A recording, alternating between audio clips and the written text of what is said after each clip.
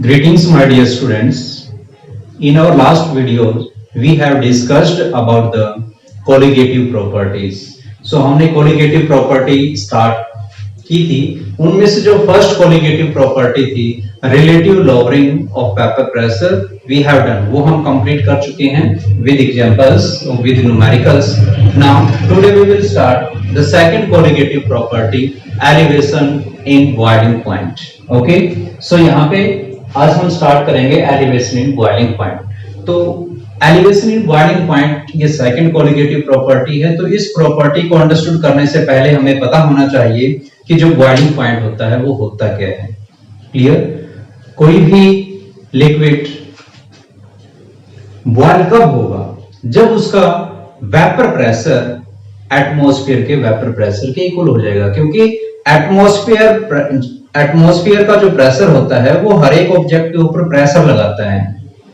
Clear? और जब किसी लिक्विड की वेपर्स उस एटमॉस्फेरिक प्रेशर के इक्वल हो जाएंगी, उन वेपर्स का, किसी भी लिक्विड की जो वेपर्स का प्रेशर है अगर वो एटमॉस्फेयर के प्रेशर के इक्वल हो जाएगा तो तब हम कहेंगे कि वो लिक्विड बॉइल होगा। वो टेम्परेचर उसका बॉइलिंग टेम्परेचर कहलाएगा।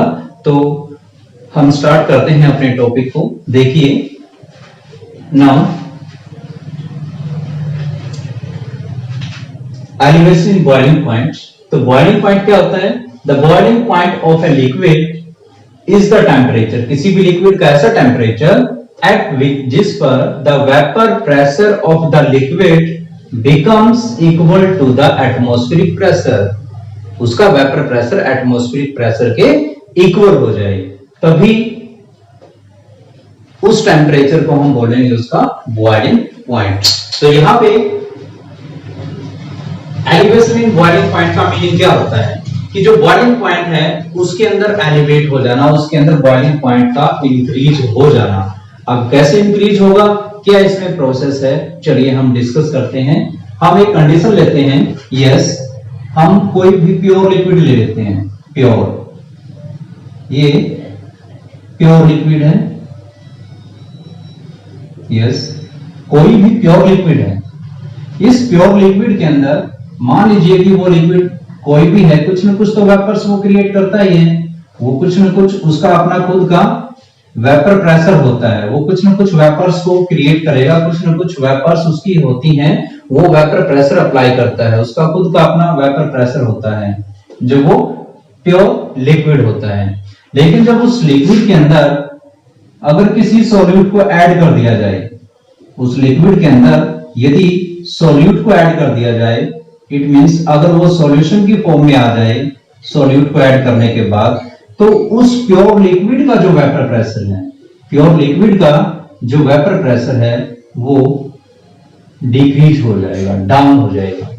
क्योंकि यहां पे जब हमने सॉल्यूशन बनाया है, एक हमारे पास सॉलिड है, कोई भी मान लीजिए कि सॉल्यूट है, और ये सॉल्यूट ऐसा है, ये सॉल्यूट ऐसा है कि अपनी कोई वेपर्स ही नहीं बनाता। ये लिक्विड हो सकता है, सॉलिड हो सकता है। क्लियर? तो ये ऐसा है कि अपनी वेपर्स यहां पे बना ही नहीं सकता, ये वेपर्स को क्रिएट करे ही नहींगा। क्लियर? तो सॉल्यूट है, सॉल्यूट अपनी कोई भी वेपर्स नहीं बनाता है, लेकिन जो प्योर लिक्विड है वो कुछ न कुछ वेपर्स क्रिएट करता है, उसका अपना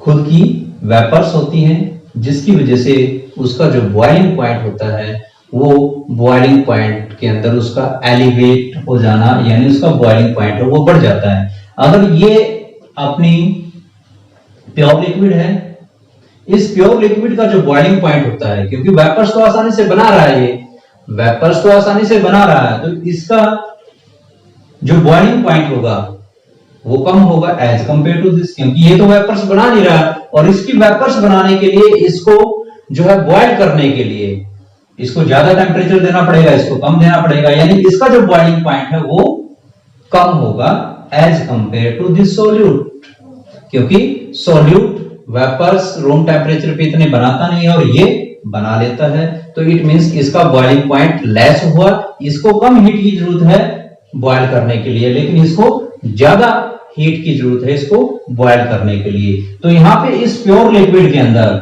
प्योर लिक्विड का बॉइलिंग पॉइंट पहले कम था, लेकिन बाद में उसका बॉइलिंग पॉइंट एलिवेट हो जाता है, बढ़ जाता है, इंक्रीज हो जाता है। तो इसे ही हम क्या बोलते हैं, एलिवेशन इन बॉइलिंग पॉइंट। ये कैसे हुआ, चलिए हम डिस्कस करते हैं। मान लीजिए कि हम एक ग्राफ बनाते हैं। यस, हमने ये ग्राफ दिया। ये ग्राफ किसके केस में है, ये एटमॉस्फेयर प्रेशर के अकॉर्डिंग है। यहां पे मान लेते हैं एटमॉस्फेरिक प्रेशर है। ये लाइन एटमॉस्फेरिक प्रेशर की है, 1 atm है। 1 atm यानी 1 एटमॉस्फेयर यहां पर होता है, इस बॉर्डर लाइन के ऊपर होता है। क्लियर। हमारे पास पहले क्या है, ये टेम्परेचर है। ये क्या है, टेम्परेचर। क्लियर। ये क्या है, प्रेशर, एटमॉस्फेरिक प्रेशर।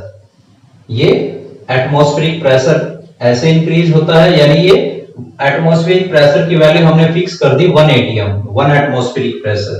क्लियर। तो यहां पे टेम्परेचर हम लेते हैं पहले ही प्योर। हमने कोई प्योर लिक्विड लिया यहां पे, ये मान लीजिए ये कोई प्योर लिक्विड है। इस प्योर लिक्विड को हमने हीट किया तो उसका धीरे धीरे वेपर प्रेशर है वो भी बढ़ता जाता है, और एक टाइम ऐसे आएगा जिससे उसका वेपर प्रेशर एटमॉस्फेरिक के वेपर प्रेशर की इक्वल हो जाएगा, और यहां पे जो टेम्परेचर आएगा वो टेम्परेचर इसका बॉइलिंग पॉइंट कहलाएगा। क्योंकि यहाँ पे जब इसका लिक्विड का वेपर प्रेशर उसके एटमॉस्फेरिक के वेपर प्रेशर के इक्वल हो जाएगा, तो यहाँ पे इस पॉइंट को हम जो भी टेम्परेचर आता है ये इसका बॉइलिंग पॉइंट कहलाएगा प्योर स्टेट में। इसमें प्योर स्टेट के अंदर ये उस लिक्विड का जो है बॉइलिंग पॉइंट आ जाता है, जो एक्चुअल में होता है। उसके बाद यहाँ पे इस प्योर लिक्विड के अंदर, प्योर लिक्विड का पहले ये था, प्योर लिक्विड के अंदर हमने क्या डाल दिया, उस प्योर लिक्विड के अंदर हमने सॉल्यूट डाल दिया, उसका सॉल्यूशन बन गया। सॉल्यूट डालने के बाद उसका वेपर प्रेशर थोड़ा सा घट गया, डिक्रीज हो गया। क्या हो गया, डिक्रीज हो गया। अब इस वेपर, अब ये जो डिक्रीज हुआ है वेपर प्रेशर, यानी ये सॉल्यूशन बन गया है। इस सॉल्यूशन के अंदर पहले जब वो प्योर फॉर्म में था वेपर प्रेशर ये था, लेकिन जब सॉल्यूशन बन गया तो वेपर प्रेशर घट गया। अब इस घटे हुए वेपर प्रेशर में, यानी ये जो सॉल्यूशन है, इस सॉल्यूशन को हमने टेम्परेचर प्रोवाइड करवाया, इसका टेम्परेचर इंक्रीज किया। इसका जैसे जैसे टेम्परेचर इंक्रीज किया हमें, लास्ट में इसका जो टेम्परेचर है, जो इसका वेपर प्रेशर है, वो 1 एटमॉस्फेयर के वेपर प्रेशर यानी एटमॉस्फेयर के वेपर प्रेशर के इक्वल हो जाता है। यानी ये जो पॉइंट आया 1 एटमॉस्फेयर की बॉर्डर लाइन को इसने जहां पे कट किया, ये इसका बॉइलिंग पॉइंट आ गया। ये बॉइलिंग पॉइंट किसका है, सॉल्यूशन का, यानी सॉल्यूशन बनने के बाद। अब यहां पे उस लिक्विड के अंदर, उस लिक्विड का पहले प्योर स्टेट में, लेकिन सॉल्यूशन के अंदर उसका जो बॉइलिंग पॉइंट है वो कुछ और ही हो गया। तो यहां पे जो प्योर स्टेट में था, इसको हम मान लेते हैं टीबी नॉट मान लेते हैं इसे क्या मानते हैं हम, टीबी नॉट। जो प्योर स्टेट में, जब वो बिल्कुल सॉल्वेंट था, बिल्कुल लिक्विड फॉर्म में था, वो सॉल्वेंट था, तो सॉल्वेंट का जो बॉइलिंग पॉइंट है वो टीबी नॉट हो गया। लेकिन जब उसका सॉल्यूशन बना दिया था, उसके अंदर मिक्स कर दिया था सॉल्यूट को मिक्स करने के बाद उसका जो बॉइलिंग पॉइंट है वो क्या हो गया, इंक्रीज हो गया। तो बॉइलिंग पॉइंट ये कम था तो यहां पे ज्यादा हो गया, इसको हम मान लेते हैं टीबी। इसे क्या मान लेते हैं हम, टीबी। क्लियर। अब ज्यादा टेम्परेचर ये है कम, क्योंकि टेम्परेचर तो इधर बढ़ रहा है, टेम्परेचर की बॉर्डर लाइन है वो इधर बढ़ रही है। टेम्परेचर हम इसको इंक्रीज कर रहे थे, यानी इसको हमने टेम्परेचर प्रोवाइड करवाया, जिससे टेम्परेचर प्रोवाइड करवाने से इन दोनों लिक्विड का जो बॉइलिंग पॉइंट है वो इंक्रीज हो गया, वो अलग अलग हो गया। यानी प्योर का स्टेट का ये है और सॉल्यूशन का ये हो गया।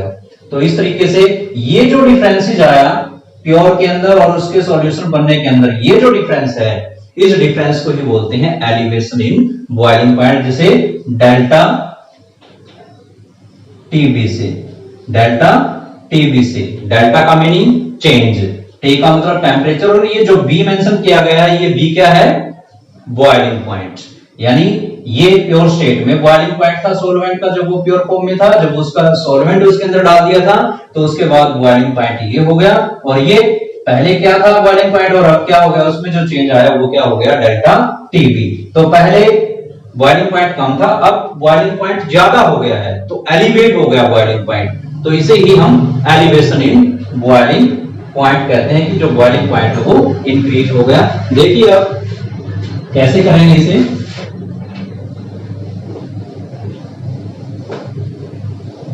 यस, सो हमारे पास डेल्टा टी भी किसके इक्वल है, डेल्टा टी, जो डेल्टा टी भी है, जो डेल्टा टी भी है, delta means change, T means temperature, B means boiling point. Boiling point के अंदर कितना चेंज हुआ, तो कितना चेंज हुआ कि इट मींस एलिवेट हुआ या वो डिप्रेस हुआ, क्या हुआ देखिए यहां पे क्या हुआ, प्योर के अंदर से, यानी प्योर में पहले था सबसे ज्यादा टेम्परेचर कौन सा है, टीबी, क्या है टीबी, मैक्सिमम टेम्परेचर है टीबी, यानी सॉल्यूशन के टेम्परेचर जब वो बना था उसमें से हमने प्योर के टेम्परेचर को माइनस कर दिया, टीबी नोट को माइनस कर दिया, तो ये क्या आ गया, तो यहां पे टीबी नोट का क्या है, ये तो टेम्परेचर कम है और वो ज्यादा है, यानी टेम्परेचर इंक्रीज ही हुआ है, कुछ ना कुछ टेम्परेचर इंक्रीज होगा। मान लीजिए कि यहाँ पे 100 डिग्री सेल्सियस था, यहाँ पे जो वो प्योर सॉल्वेंट था तो 100 डिग्री सेल्सियस था टेम्परेचर उसका बॉयल होने का, लेकिन जब उसके अंदर सॉल्यूट डाल दिया तो उसका टेम्परेचर 110 होगा, 20 होगा, यानी 100 से तो मोर ही होगा उसका टेम्परेचर। अगर मोर हुआ तो इट मींस वो क्या हुआ, एलिवेशन इन बॉइलिंग पॉइंट, क्या हुआ, एलिवेशन इन बॉइलिंग पॉइंट। तो ये डेल्टा टीबी क्या है, एलिवेशन इन बॉइलिंग पॉइंट, ये एलिवेशन इन बॉइलिंग पॉइंट कहलाता है, तो एलिवेशन इन बॉइलिंग पॉइंट। अब ये एलिवेशन इन बॉइलिंग पॉइंट, जो बॉइलिंग पॉइंट के अंदर टेम्परेचर इंक्रीज हो गया है, उसका बॉइलिंग पॉइंट इंक्रीज हो गया है, वो बॉइलिंग पॉइंट किसके ऊपर डिपेंड करता है, वो एलिवेशन इन बॉइलिंग पॉइंट कब हुआ, ये तभी हुआ जब उस सॉल्वेंट के अंदर सॉल्यूट को ऐड किया गया, क्योंकि प्योर स्टेट में तो सेम था, वो प्योर में तो ठीक था, बॉइलिंग पॉइंट जैसा था उसका वैसा ही रहा, लेकिन जब उस प्योर के अंदर सॉल्यूट को डाल दिया गया तो सॉल्यूट को डालने के बाद ही ऐसा चेंज हुआ, सॉल्यूट को डालने के बाद ही ऐसी चेंजेस हुई। तो जो डेल्टा टीबी है, जो चेंज इन बॉइलिंग पॉइंट है, जो एलिवेशन इन बॉइलिंग पॉइंट है, वो डायरेक्टली प्रोपोर्शनल किसकी है, किसके इक्वल हुआ, सॉल्यूट के, सॉल्यूट की कंसंट्रेशन के ऊपर, सॉल्यूट की कंसंट्रेशन के ऊपर। अगर हम सॉल्यूट यहां पे ना डालते, उसका सॉल्यूशन नहीं बनाते, तो क्या एलिवेशन होता, नहीं होता, एलिवेशन इन बॉइलिंग पॉइंट होता ही नहीं। तो इस वजह से जो डेल्टा टीबी है उसकी value directly proportional to solute, किसके इक्वल हुई, सॉल्यूट के हुई। यदि हम इसको प्रोपोर्शन का साइन रिमूव करते हैं तो delta TB equal to K B solute. तो जो सॉल्यूट की अमाउंट है वो किसके अंदर ली गई है, कौन सी कंसंट्रेशन ली गई है इसमें, मोलारिटी, कौन सी ली गई है, मोलारिटी, एम मींस एम, हम यहाँ पे क्या मेंशन कर देंगे, एम, एम मींस मोलारिटी, क्या है ये कंसंट्रेशन, कौन सी कंसंट्रेशन टर्म यहाँ पे यूज की गई है, मोलारिटी, क्योंकि जो मोलारिटी है वो टेम्परेचर के इंडिपेंडेंट है, ओके, तो वो टेम्परेचर के ऊपर डिपेंड नहीं होती है, तो इस वजह से हम यहाँ पे जो है मोलारिटी को यहाँ पे यूज किया गया है। तो यहाँ पे जो केबी आया, केबी क्या है, elevation constant, molar elevation constant, KB क्या है यहाँ पे, मोलर एलिवेशन कांस्टेंट या बॉइलिंग पॉइंट एलिवेशन कांस्टेंट। एक नेम और होता है बेटा इसका, उसे हम बोलते हैं इबुलियोस्कोपिक कांस्टेंट, इबुलियोस्कोपिक कांस्टेंट। चलिए हम राइट कर लेते हैं यहाँ पे केबी, केबी, जो केबी है वो क्या होता है, KB is equal to molar elevation constant, molar elevation constant, molar elevation constant, या अनदर नेम क्या है, boiling point, boiling point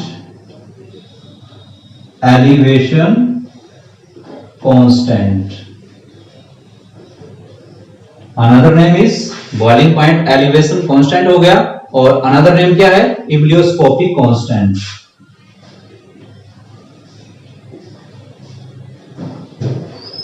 ebullioscopic constant, उसे क्या बोलते हैं? Ebullioscopic constant. क्लियर? तो m यहां पे क्या है? m is the molarity. m क्या है? मोलरिटी। तो मोलरिटी कंसंट्रेशन टर्म को यहां पे यूज किया गया है। तो इस तरीके से जो डेल्टा टी है, जो चेंज, जो एलिवेशन इन बॉइलिंग पॉइंट है, जो चेंज इन बॉइलिंग पॉइंट हुआ, वो किसके इक्वल हुआ? के बी एम के इक्वल हुआ। तो अब हम इस टर्म्स को एक्सपेंड करते हैं और आगे फिर इसको हम राइट करते हैं। तो के B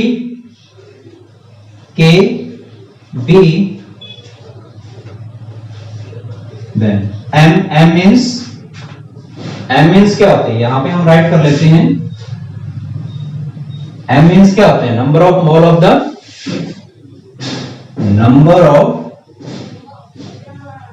moles of solute divided bye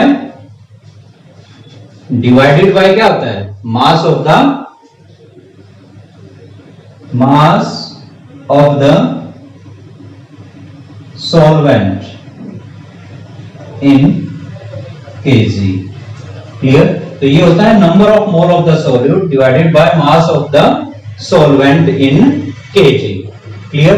तो number of mole of the solute को हम कैसे राइट करेंगे? यहाँ पे number of mole of the, m की जगह पे हम क्या राइट करेंगे? यहाँ पे number of mole of the solute. It means n solute, number of mole of the solute, then divided by mass of the solvent in kg। Mass of the solvent in kg। तो यहां पे mass of the solvent in kg, W solvent kg के अंदर होगा। ये किसमें होगा? kg के अंदर होगा। क्लियर? तो डेल्टा टी डी। क्लियर? यहां तक क्लियर हो गया। तो अब यहां पे ये क्या है? ये सॉल्वेंट का मास है। किसका मास है? ये सॉल्वेंट का। अब यहां पे number of mole of the solute के अगर हमने नंबर ऑफ मोल्स निकालने हैं, n means number of, n यहां पे क्या है? n का मीनिंग होता है नंबर ऑफ मोल्स। अगर नंबर ऑफ मोल्स ये किसके हैं? सॉल्यूट के हैं। अगर number of moles of the solute हमने निकालने हैं तो क्या हो जाएगा फिर फॉर्मूला?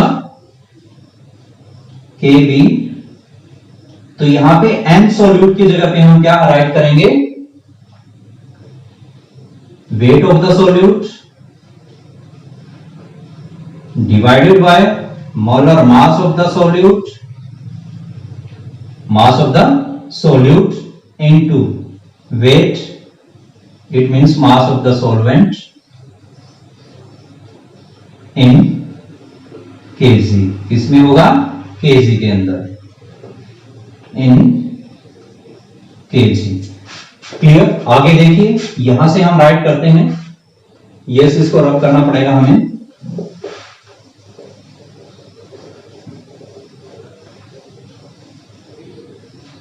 यस, देखिए यहां पे डेल्टा टीबी की वैल्यू क्या आ गई?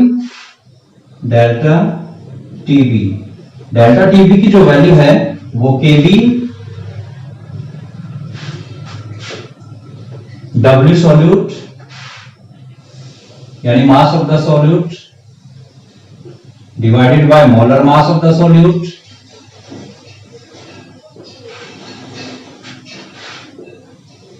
mass of the solute, molar mass of the solute, then into W solvent, weight of the solvent यानी mass of the solvent in kg। अगर ये ग्राम में है यहाँ पे, तो अगर ग्राम में कन्वर्ट करेंगे इसको तो यहाँ पे हो जाएगा मल्टीप्लाई 1000। क्या हो जाएगा? 1000। अब यहाँ पे अगर हमें मास ऑफ द सॉल्यूट निकालना है, क्या निकालना है? Mass of the solute. तो मास ऑफ द सॉल्यूट को यहां पे ले आइए, तो डेल्टा टी भी यहां पे आ जाएगा। मास ऑफ द सॉल्यूट अगर हमने निकालना है देन क्या हो जाएगा? K B W solute multiply 1000 divided by delta TB into weight of the solvent in gram. Clear? यानी ये मास ऑफ द सॉल्वेंट है. Okay, yes. हमारे पास ये मास निकालने का फॉर्मूला हो गया. हमारे पास ये फॉर्मूला क्या बन गया? एलिवेशन इन बॉइलिंग पॉइंट का. क्या हो गया? Elevation in boiling point. कि एलिवेशन इन बॉइलिंग पॉइंट में ये कंप्लीट जो है इसके ऊपर बेस न्यूमेरिकल होंगे, इस पे होंगे, या फिर इसके ऊपर बेस हो सकते हैं. क्लियर? तो ये फॉर्मूलेज हैं जो न्यूमेरिकल्स के अंदर यूज होंगे.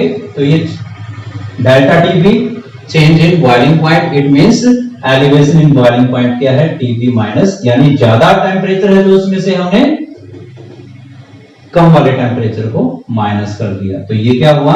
इसमें एलिवेशन हुआ, तो इस वजह से ये क्या कहलाया? Elevation in boiling point. हमारा एक छोटा सा पॉइंट और रहता है, उसे भी हम डिस्कस कर लेते हैं. अगर आपने स्क्रीनशॉट इसका लेना है तो आप ले सकते हैं, अदरवाइज फिर हम इसको रफ कर रहे हैं. जल्दी से कीजिए. यस, चलिए हम यहां पे कर लेते हैं. यस, करते हैं अब इसको. Okay, yes. अब हमने इसकी यूनिट कैलकुलेट करनी है. क्या यूनिट? किसकी यूनिट? हमारे पास इक्वेशन क्या थी? Delta TB is equal to क्या था हमारे पास? TB minus TB naught. TB minus TB naught हमारे पास ये आया था. उसके बाद क्या हुआ था? Delta TB. Delta TB is equal to KB directly proportional to concentration of the solute.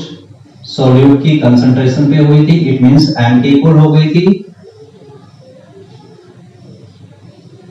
Is equal to K B into M. ये हुआ था.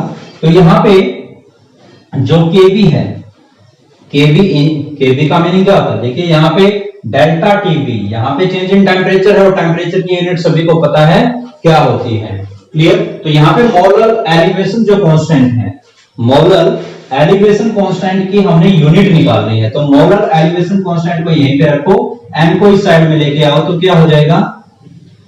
TB upon M is equal to KB. ये मोलर एलिवेशन कांस्टेंट या फिर boiling point elevation constant हो गया. तो इस कांस्टेंट की जो वैल्यू है, जो यूनिट है, वो क्या आएगी? डेल्टा टीबी की यूनिट क्या होती है? डेल्टा टीबी की यूनिट क्या होती है? Celsius M molar. एम क्या होगी? मोलर. तो ये यूनिट आ गई सेल्सियस पर मोलर. या फिर मोलर को हम क्या बोलते हैं? मोलर क्या होगी? यहां पे अगर हम केबी को डिफाइन करने लग जाएं, केबी को डिफाइन करने लग जाएं, तो केबी को डिफाइन करेंगे तो क्या होगा? It means molar elevation constant है. इस मोलर एलिवेशन कांस्टेंट को डिफाइन करेंगे तो क्या आएगा? Molar elevation constant may be defined as the elevation in boiling point.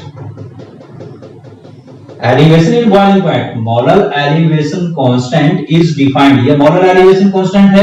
Molar elevation constant is defined as the elevation in boiling point when the molarity of the solution is unity. M क्या है? Molarity of the solution is unity. और unity का meaning क्या हुआ? unity का क्या हुआ? जब मोलर एलिवेशन जो कांस्टेंट है, इस कांस्टेंट की डेफिनेशन दोबारा से सुनिए. Molar elevation constant is defined as the elevation in boiling point. Delta TB elevation in boiling point when molarity of a solution is unity. और यूनिटी का मीनिंग क्या होगा? जब 1 mole of the solute, unity का meaning क्या होगा यहां पे? 1 mole of the solute dissolved in per KG of the solvent. किसमें होंगे? पर केजी ऑफ द सॉल्वेंट. तो यहां पे इसकी अगर यूनिट हम निकालते हैं तो इसकी यूनिट होगी सेल्सियस, एम को मोलर या क्या हो जाएगा, मोल पर केजी। केबी की यूनिट है, जो केबी की यूनिट है वो क्या होगी, सेल्सियस पर मोलर, सेल्सियस पर मोलर, या फिर क्या हो जाएगी, या फिर सेल्सियस की जगह पे क्या आ जाएगा, केल्विन। केल्विन मोलरिटी क्या होती है, मोलरिटी नंबर ऑफ मोल पर केजी, यानी केजीस में ऊपर चला जाएगा, तो क्या आ जाएगी यूनिट, अब यूनिट हो जाएगी केल्विन केजी पर मोल, केल्विन केजी पर मोल। तो ये इसकी यूनिट हो जाएगी केल्विन केजी पर मोल। ओके, यानी जो केबी की यूनिट है वो सेल्सियस पर मोलर, या फिर मोलर की जगह पे यहाँ पे मोलरिटी की अगर यूनिट राइट करें, मोल पर केजी होता है, मोल पर केजी, केजी ऊपर चला जाएगा, मोल नीचे, तो केल्विन केजी पर मोल हो जाएगी, केल्विन केजी पर मोल इसकी यूनिट होगी।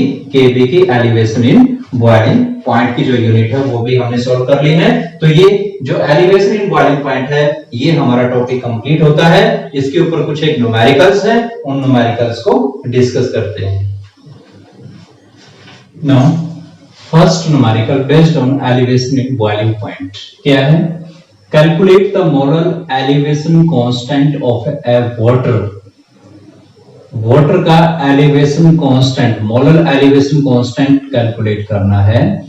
It being given that 0.1 molar aqueous solution of a substance boil at this one temperature, यानी बॉइलिंग पॉइंट गिवन है, क्लियर, और मोलरिटी गिवन है, कितनी है, मोलरिटी गिवन है,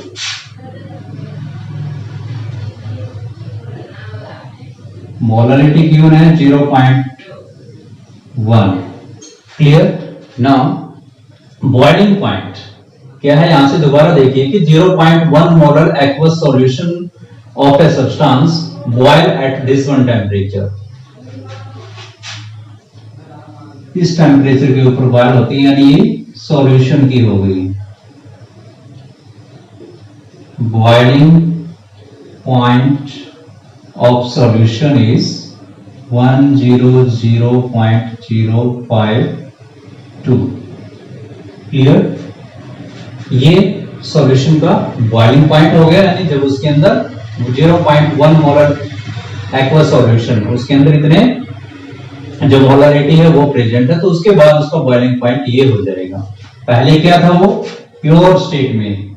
calculate the molar elevation constant of water. अब water है, water का बॉइलिंग पॉइंट कितना हुआ, यानी ये क्या हो गया, बॉइलिंग पॉइंट ऑफ वाटर, और वाटर यहां पे क्या है, सॉल्वेंट, क्या है, सॉल्वेंट। हमें पता है स्टार्टिंग से हम स्टडी करते आ रहे हैं, वाटर का बॉइलिंग पॉइंट 100 डिग्री सेल्सियस है, clear. So change in temperature delta TV, delta TB, change in boiling point, elevation in boiling point कितना हुआ, जो मैक्सिमम बॉइलिंग पॉइंट है उसमें से सॉल्वेंट के बॉइलिंग पॉइंट को माइनस कर देंगे, तो सॉल्यूशन का हुआ 100.052 minus 100 degree Celsius, then 0.052 degree Celsius. तो चेंज इन बॉइलिंग पॉइंट हो गया 0.052। अब निकालना क्या है, कैलकुलेट क्या करना है, देखिए यहां पे calculate the molar elevation constant.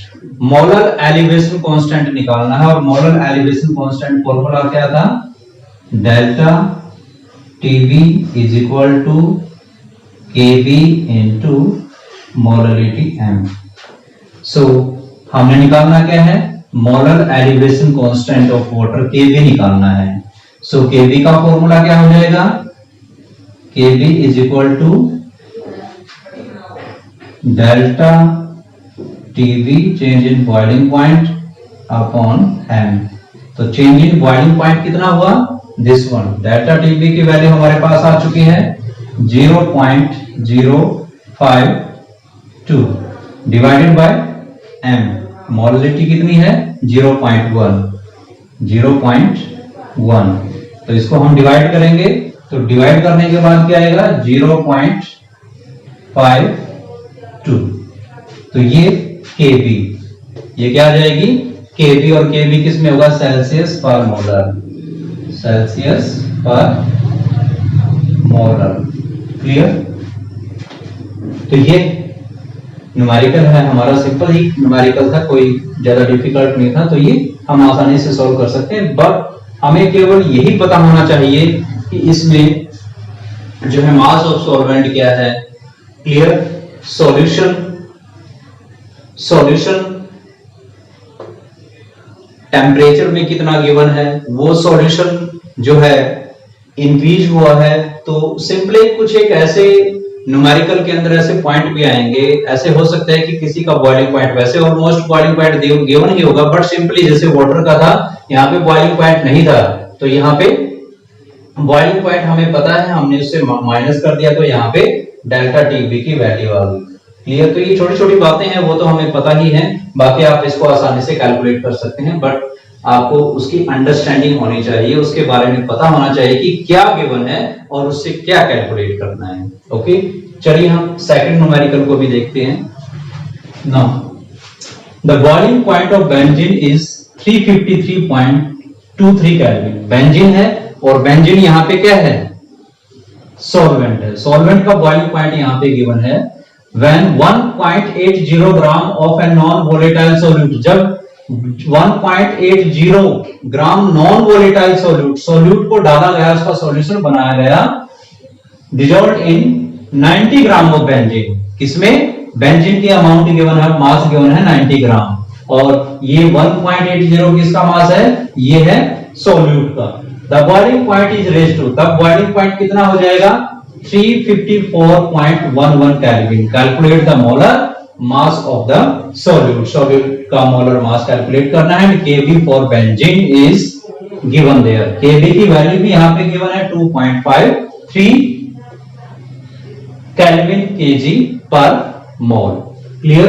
तो यहां पे देखिए मास of the solute, mass of the solute given है या नहीं, mass of solute, mass of solute, और मास ऑफ सोल्यूट यहां पे क्या है नॉन वोलेटाइल का मास है, वो कितना है 1.80 मास of the solute. Now mass of solvent, solvent का मास गिवन है, सॉल्वेंट का मास देखिए 90 gram of benzene, solvent benzene है, तो ये कितना है 90 ग्राम। क्लियर। नाउ आगे देखिए और क्या गिवन है, बेंजीन का बॉइलिंग पॉइंट गिवन है प्योर स्टेट में, the boiling point of solvent, solvent क्या है बेंजीन है, और क्या है 353.23 kelvin. Clear. Boiling point of solvent given है। Now boiling point is raised to this one, boiling point of solution, boiling point of solution, solution का boiling point भी given है, वो क्या है 354.11 केल्विन। क्लियर। तो boiling point solvent का भी given है और solution का भी given है, तो डेल्टा टीबी आ जाएगा। डेल्टा टीबी कैसे निकालते हैं, सॉल्यूशन के बॉइलिंग पॉइंट में से सॉल्वेंट के बॉइलिंग पॉइंट को माइनस कर देंगे, 354.11 में से 353.23 को माइनस करेंगे। क्लियर। जैसे इसको माइनस किया जाता है तो माइनस करने के बाद वैल्यू क्या आएगी, यस 0.88 समथिंग ये आएगी, 0.88। डेल्टा टीबी की वैल्यू क्या आ जाएगी 0.88 केल्विन, केल्विन में होगी क्योंकि ये टेम्परेचर केल्विन में गिवन है। क्लियर। सो डेल्टा टीबी की वैल्यू हमारे पास आ चुकी है। और क्या गिवन है? केबी, केबी की भी वैल्यू गिवन है। केबी ऑफ बेंजीन कितना है? 2.53 केल्विन केजी पर मोल। क्लियर? यहां तक क्लियर हो गया? ये आपका पूरे का पूरा कंप्लीट क्वेश्चन में ही गिवन है। अब निकालना क्या है इसमें देखिए, now calculate the molar mass of the solute. Solute का मोलर मास कैलकुलेट करना है। और सॉल्यूट का मोलर मास कैलकुलेट करने के लिए क्या करेंगे हम? ये सी देयर कंप्लीट फॉर्मूला हम राइट कर लेते हैं यहां पे। Delta TB is equal to, जो डेल्टा टीबी है वो किसके इक्वल होता है? KB, KB into mass of the solute divided by molar mass of the solute. Molar mass of the solute into mass of solvent, इसमें KG के अंदर। Clear? तो ये फॉर्मूला होता है। तो यहां पे केबी की भी वैल्यू गिवन है। क्लियर? डेल्टा टीबी की वैल्यू हमारे पास आ चुकी है। नाउ मास ऑफ सॉल्यूट हमने कैलकुलेट करना है और सॉल्वेंट का भी मास गिवन है। सॉल्वेंट का मास गिवन है ऑलरेडी 90। तो हमने कैलकुलेट क्या करना है? Calculate the molar mass of solute. तो molar mass of solute, molar mass of solute, this one molar mass of solute. तो डेल्टा टीबी यहां पे आ जाएगा। Molar mass of solute is equal to KB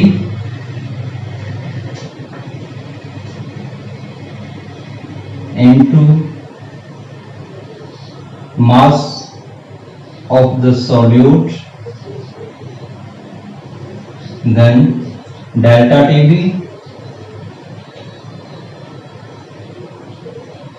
into mass of the solvent in kg, 1000 ग्राम के अंदर कर देते हैं इसे। क्लियर? नाउ अब हमारे पास ये सारी की सारी वैल्यूज अवेलेबल हैं। केबी की वैल्यू हमारे पास है, मास ऑफ द सॉल्यूट हमारे पास है, डेल्टा टीबी की वैल्यू हमारे पास है, this one, and now weight of the solvent also, यानी मास ऑफ द सॉल्वेंट भी हमारे पास है। आइए हम इस वैल्यूज को पुट कर देते हैं यहाँ पे। यस, केबी, केबी चेक कीजिए, 2.53 into mass of the solute 1.80 into 1000, then delta TB elevation in boiling point 0.88 into mass of the solvent 90, yes 90। Now calculate करने के बाद वैल्यूज क्या आ जाएंगी? जैसे हम इसको कैलकुलेट करेंगे तो 58 ग्राम पर मोल, 58 ग्राम पर मोल ये वैल्यूज आ जाएंगी। तो ये 58 ग्राम पर मोल क्या होगा? Molar mass of the solute. तो इस तरीके से हम molar mass of the solute निकाल सकते हैं। Clear? We have done 2 numericals based on elevation in boiling point. So such type of other numericals you will try to do itself. If you will face any type of problem, so you can discuss with me, and please don't forget to like, share and subscribe my YouTube channel. Thank you. Have a nice day.